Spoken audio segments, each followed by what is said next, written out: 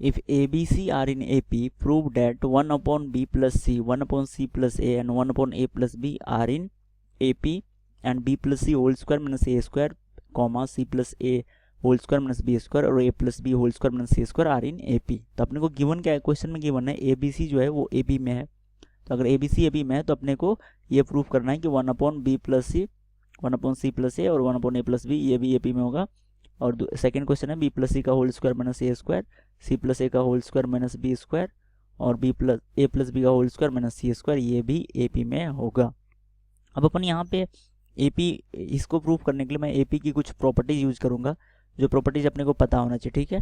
तो A P की कुछ प्रॉपर्टीज मैं साथ साथ क्वेश्चन सॉल्व करते टाइम एक्सप्लेन कर दूंगा कि ए पी की क्या क्या प्रॉपर्टीज है। लेट्स से अगर मैं बोलूँ अगर ए बी और सी क्या है ए पी में है, अपन क्या बोल सकते हैं, अपन बोल सकते हैं 2b equals to a plus C. अगर A B C in A P में है तो 2b equals to a plus C लिख सकते हैं।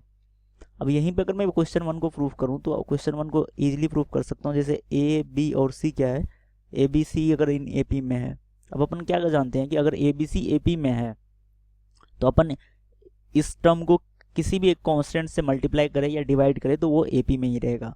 तो किसी भी टर्म से अगर अपन इसे मल्टीप्लाई या डिवाइड करें तो वो ए पी में ही होगा। कोई भी टर्म अपन ऐड करें सब्ट्रैक्ट करें तो वो ए पी में ही होगा।